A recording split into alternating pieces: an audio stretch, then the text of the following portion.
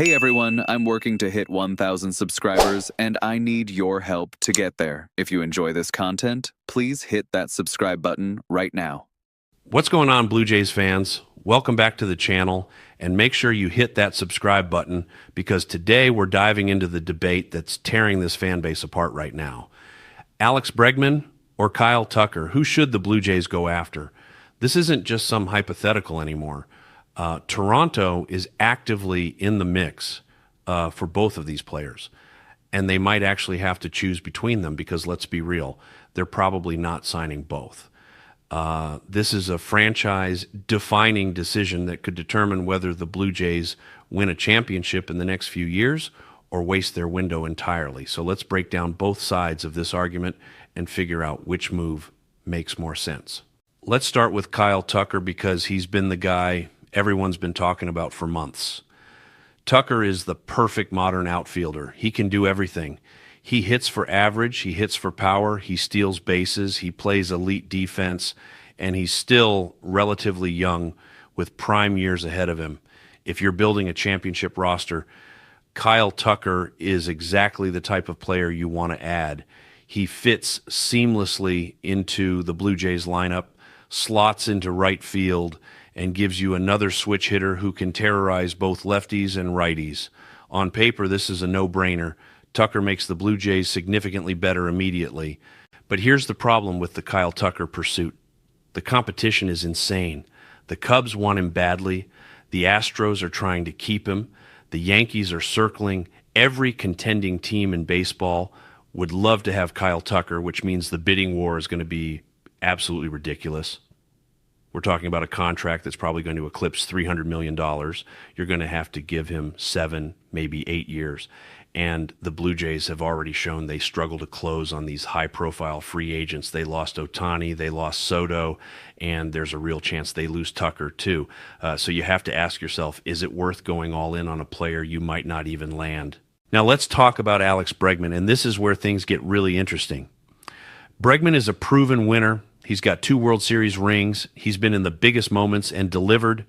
He's a third baseman who can hit for average, gets on base at an elite rate, and brings championship pedigree to your clubhouse. The Blue Jays desperately need that kind of experience, especially after coming up short in the World Series. Bregman knows what it takes to win, and that's not something you can just buy or develop. That's earned through years of playoff battles and winning when it matters most. But here's where the Bregman option gets complicated. He's older than Tucker by a few years, which matters when you're talking about a long-term contract. He's also going to require a position change because the Blue Jays infield is already crowded. Reports are saying he'd have to move to second base, and while he said he's open to it, that's still an adjustment that comes with risk. How well does he adapt? How long does it take? Does moving him off his natural position hurt his overall value? These are legitimate concerns that you can't just brush aside because you want the signing to work out. The money's going to be astronomical for both players, but in different ways. Tucker is younger, so he's going to get more years and probably a higher average annual value.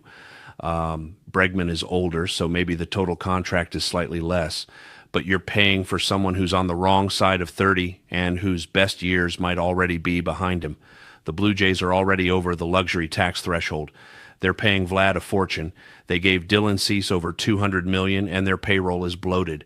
Can they realistically afford either of these guys without completely hamstringing themselves for the future? And if they can only afford one, which one gives them the better chance to win right now? Here's what drives me crazy about this whole situation.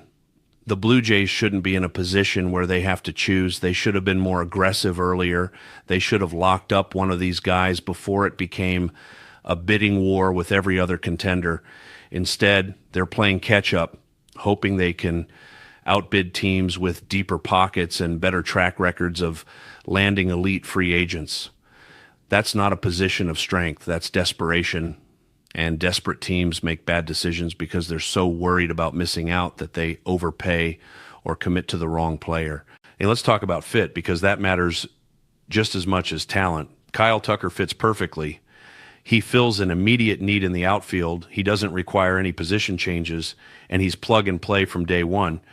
You sign Tucker, you slot him into the lineup, and you're immediately better. There's no adjustment period. There's no question marks about whether it'll work. It just works. That's incredibly valuable when you're trying to win a championship and every game matters. Bregman's fit is more complicated. Yes, he's an incredible player, but you're asking him to change positions. You're asking him to learn second base on the fly while also trying to be a major contributor to a championship contender. That's a lot of pressure and a lot of variables that need to go right. What if the position change doesn't work? What if his offense suffers because he's spending so much mental energy on defense? What if the adjustment takes half a season and by the time he's comfortable, the Blue Jays are already out of the playoff race? These are real concerns that you have to consider when making a decision of this magnitude. Then there's the intangibles. Bregman has been to the top of the mountain. He knows what it takes to win a World Series. He's been through the grind, he's dealt with the pressure, and he's delivered in October. That experience is invaluable in a clubhouse full of guys who've never won anything. Tucker is an all-star and an elite player, but he hasn't won a ring. He hasn't been the guy in the biggest moments. Does that matter? Some people say no, others say it's everything. Personally, I think there's something to be said for having guys who've been there before, especially when your core group just lost in 7 games and needs someone to show them how to get over that hump. But let's be honest about something else. If the Blue Jays sign Alex Bregman, a portion of the fan base is going to be disappointed because they wanted Kyle Tucker. If they sign Kyle Tucker, some people are going to complain that they should have gone after the proven winner in Bregman. There's no move here that makes everyone happy, and the front office is going to get criticized no matter what they do. That's just the reality of being a big market team with championship expectations. Every decision is going to be scrutinized, debated, and picked apart. Here's my take on this whole situation, and I know some of you are going to disagree. If I'm the Blue Jays, I'm going after Kyle Tucker with everything I've got. He's younger, he's more versatile, he doesn't require a position change, and he fits the timeline of Vlad's prime years better. Yes, Bregman brings championship experience, and yes, that matters. But Tucker's upside is higher, his defensive value is better, and you're not gambling on a position change working out. Tucker is the safer bet and the higher ceiling play. If you can't get Tucker, then fine, pivot to Bregman, but Tucker should be priority number 1. The problem is that the Blue Jays might not be able to land either of them. That's the nightmare scenario nobody wants to talk about. What if Tucker chooses the Cubs or stays with the Astros? What if Bregman decides he'd rather play for the Yankees or Red Sox? Then Toronto is stuck explaining to their fan base why they struck out on both targets and what Plan C looks like. That's franchise-altering incompetence if it happens, and based on their track record, it's not outside the realm of possibility. This decision is massive. Alex Bregman or Kyle Tucker isn't just about which player is better, it's about which player fits the roster better, which contract is more manageable, which signing gives you the best chance to win over the next 3 to 5 years, and which player actually wants to come to Toronto.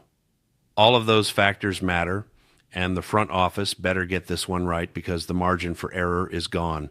The Blue Jays are in win now mode. Their window is open, but it's not going to stay open forever. Vlad is in his prime, the rotation is set, and they need to maximize this opportunity before it's too late. Choosing between Bregman and Tucker is the kind of decision that defines legacies, both for the players and for the executives making the call. Let me know in the comments who you'd rather have, Tucker or Bregman, and why. I'll see you in the next video.